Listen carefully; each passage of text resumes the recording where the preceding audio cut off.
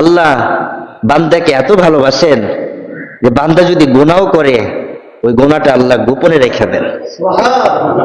যদি বান্দার গুনাহ আল্লাহ তাআলা প্রকাশ করতেন, এই চেহারা দেখানোর মতো থাকতো না।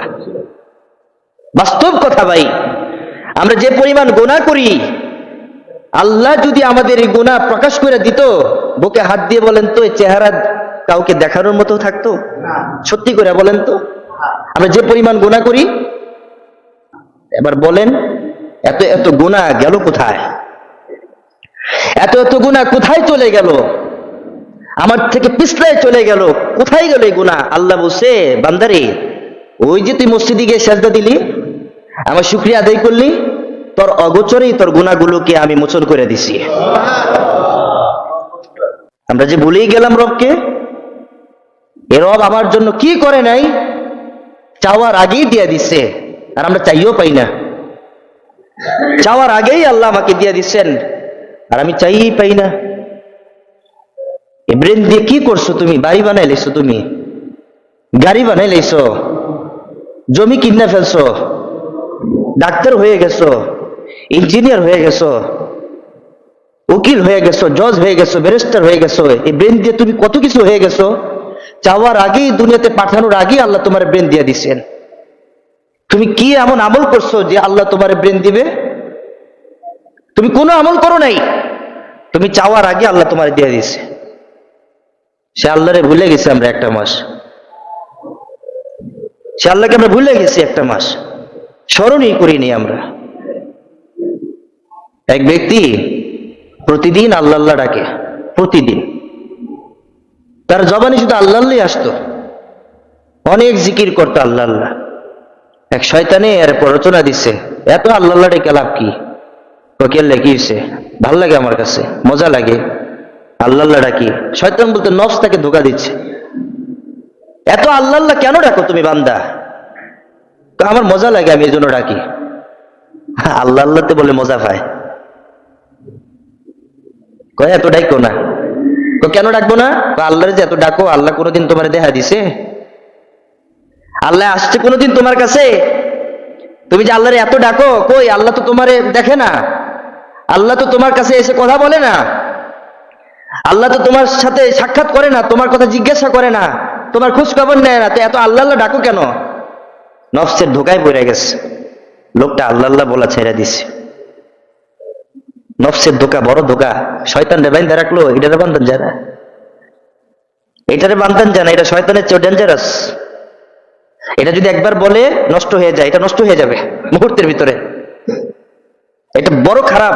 এই জন্য এটাকে বেঁধে রাখা হয়নি রোজার মাসে, ওইটারে বেঁধে রাখছে। এটা কিন্তু খোলা ছিল, আল্লাহ আল্লাহ বলেই ছেড়ে দিচ্ছে। শয়তান তাকে আল্লাহ আল্লাহ বলা থেকে বিরত রাখতে পারে নাই,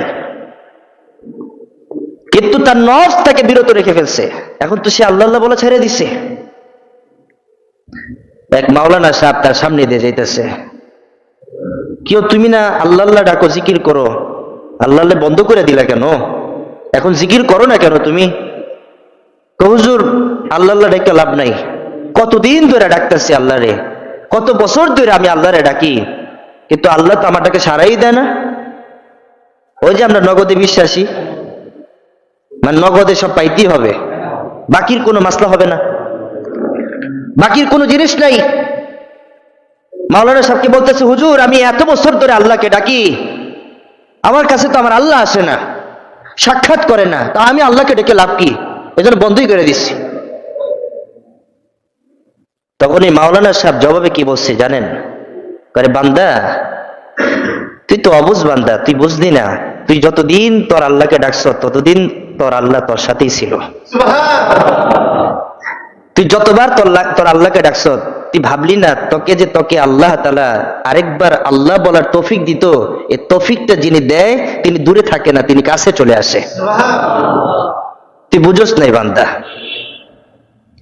একবার আল্লাহ বলার পর যখন তুই দ্বিতীয়বার আল্লাহ বলছ, তখনই তোর বোঝার উচিত ছিল যে দ্বিতীয়বার কে আমাকে আল্লাহ বলার ক্ষমতা দিল, কে সুযোগ করে দিল, এই লোকটা কে, এই সত্তাটা কে, তিনি কত দূরে আছে? তিনি কত দূরে না, তিনি অনেক নিকটে আছে। মহানবী মুহাম্মদুর রাসূলুল্লাহ সাল্লাল্লাহু আলাইহি সাল্লামকে আল্লাহ বলছেন, শিখাই দিতেছেন, নবী যদি আপনার উম্মত জিজ্ঞাসা করে যে তাদের রব কোথায়, তুমি নবী তাদেরকে বলে দাও তাদের রব তাদের সাথেই আছে, তাদের রব তাদের নিকটবর্তী আছে। যতটা না নিকটবর্তী তাদের রগ, যতটা না নিকটবর্তী তাদের কান, যতটা না নিকটবর্তী তাদের চোখ, যতটা না নিকটবর্তী তাদের চুল, তার চেয়ে অধিক নিকটবর্তী, মানে তার পুরো অল বডির সাথে আমি আল্লাহ মিশে আছি। সে আমাকে যেখানেই টাচ করবে সেখানেই আমাকে সে উপলব্ধি করতে পারবে। সে বুঝে নাই একবার আল্লাহ বলার পর দ্বিতীয়বার আল্লাহ কে বলাইলো, কে সুযোগ করে দিল, কে তৌফিক দিল, সেটা বুঝে নাই রে বান্দা। তাকে বুঝাই দাও যে আল্লাহ তোর সাথেই ছিল, তুই যেদিন থেকে আল্লাহ বলা বন্ধ করে দিছি সেদিন থেকে আল্লাহ তোর থেকে দূরে সরে গেছে।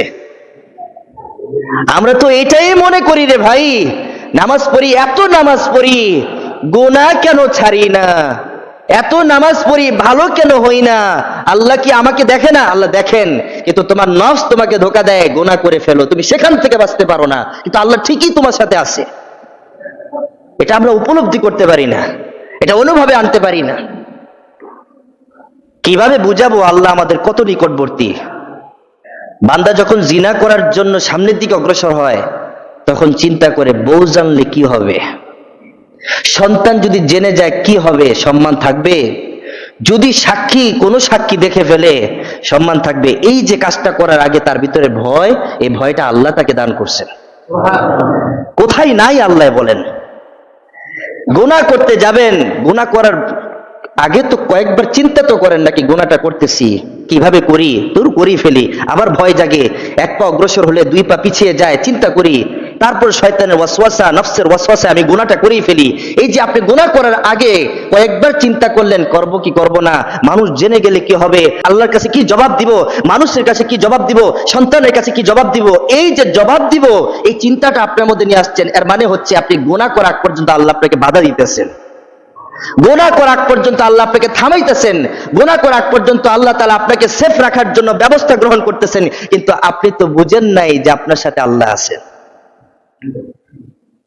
আপনি বুঝেন নাই কেন তারা এত হাসে? ও আজকে ঈদের দিন এজন্য হাসে। সে কি ঈদের দিনে এজন্য হাসে সে আজকে ক্ষমা পেয়ে গেছে, নাকি ঈদের দিন বলে হাসতেছে? আজকে কি আমরা শুধুমাত্র আনন্দ করার জন্য আসছি, নাকি পুরস্কার নেওয়ার জন্য আসছি, নাকি আমার গুনাহটা মাফ হয়ে যাক এজন্য আসছি? গুনাহটা মাফ হয়ে যাক এজন্য আসি।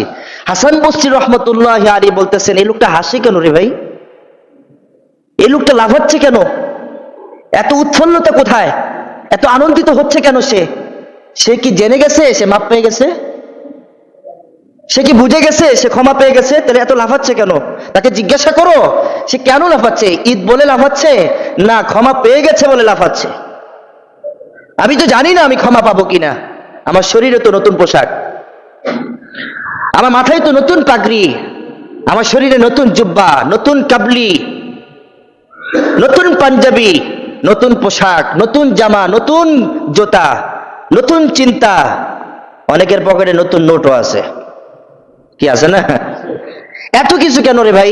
সে কি জেনে গেছে যে সে মাপ পেয়ে গেছে? সে কি বুঝে গেছে মাপ পেয়ে গেছে?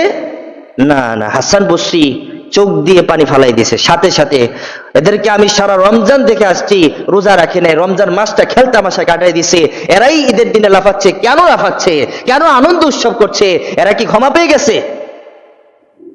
হযরত আলী রাদিয়াল্লাহু তাআলা আনহু ঈদের নামাজের দিন, ঈদের দিন সকালবেলা, ওনাদের সকাল তো সকাল হয় না, ওনারা ঈদের আগের দিন রাত থেকে ইবাদত শুরু করে ঈদগাহে যাওয়া পর্যন্ত ওনারা ঘুমাতেন না।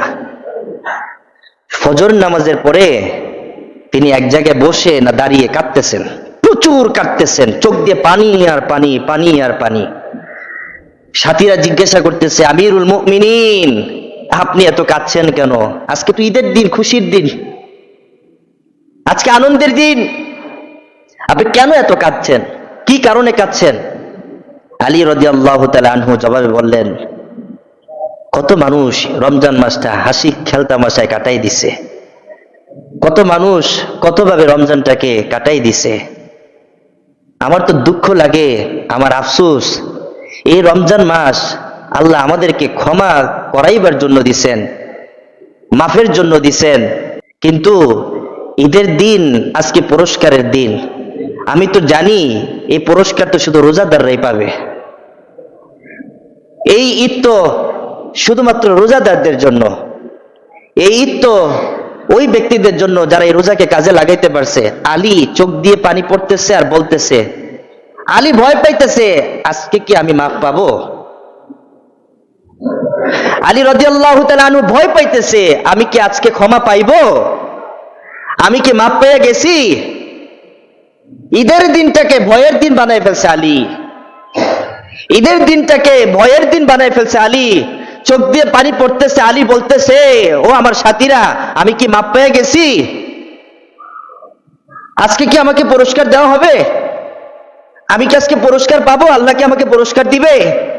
এত খুশি কোত্থেকে? এত উল্লাস কিভাবে? এত আনন্দ কিভাবে? চোখের পানি থামতেছে না। আমরা বুঝি নাই, কাজে লাগাইতে পারি নাই, সত্যি কথা কাজে লাগাইতে পারি নাই। আমরা আল্লাহকে বুঝি নাই, নিজেদেরকে সাজাইতে পারি নাই। আজকের দিনও যদি আমি না বুঝি আমার আল্লাহ কোথায় আছেন, আমার আল্লাহ কোন দিকে আছেন, আজকে যদিও আমি না বুঝি আমার আল্লাহ আমার সাথে আছেন কিনা না আছেন, এই বুঝটা যদি আজকে থেকে তৈরি না হয়, আগামী একটা বছর আপনার দ্বারা কোনো আমল হবে না। আমার সাথে সব সময় আছেন, একটা মুহূর্তের জন্য তিনি আমার থেকে দূরে নয়। কসম খোদার, কোরআনে কারীমের আয়াত প্রমাণ করছে। তারা যদি জিজ্ঞাসা করে যে তার রব কোথায়, তুমি তাদেরকে বলো তাদের রব তাদের রগের চেয়েও নিকটবর্তী। এই যে রগ, এই রগের চাইতে বেশি নিকটবর্তী আমার রব। তাহলে এই রবকে তালাশ করার জন্য কত দূর যাবেন আপনি? মহল্লার মসজিদে 2 রাকাত নামাজ আদায় করেন। মহল্লার মসজিদটাকে নামাজের জায়গা বানাই নেন। জমিতে আছেন, জমিটাকে নামাজের জায়গা বানাই নেন। গাড়িতে আছেন, গাড়ির পিছনের সিটটা যেহেতু একটু লম্বা থাকে, গাড়িটা একটু থামাই নেন, থামাইয়া গাড়ির পিছনের সিটে নামাজটা আদায় করে নেন। বলো তুমি আল্লাহ তাআলা তোমাকে কোথায় সুযোগ করে দেয় নাই যে তুমি এই কথা বলবা, হুজুর আমি তো অনেক কাজ করি, নামাজ পড়ার সময় পাই না। খাবার সময় 1 লোকমা কমিয়ে ফেলো। 1 লোকমা খাইতে কমাস কম তো চিবাইতে গিয়ে ন্যূনতম তো 30 সেকেন্ড তো লাগে, লাগে না? 30 সেকেন্ড কমায় ফেলো। 30 সেকেন্ডে 10 বার তুমি আল্লাহর গুণকীর্তন বর্ণনা করো। এক বেলার খাবার বন্ধ করে দাও বান্দা, ওই খাবার খাইতে গিয়ে লাগে 10 মিনিট। 10 মিনিটে তুমি 10 রাকাত নামাজ আদায় করতে পারবা বান্দা। নামাজ পড়ার সময় নাই, মালিক তোমাকে সময় দেয় না। কি হয়েছে? মালিক সময় দেয় না। খাবার তুমি 5 মিনিটে গ্রহণ করো, আর বাকি 3 মিনিটে 2 রাকাত ফরজ নামাজ আদায় করে নাও। সময় কোথায় নাই? সবাই যদি একজোট হয়, মালিক দিতে বাধ্য হবে ইনশাআল্লাহ। আল্লাহ তাআলা আমাদের সকলকে যা কিছু বললাম, শুনলাম, বুঝলাম, আমল করার তৌফিক দান করুন। সকলে বলি আমিন।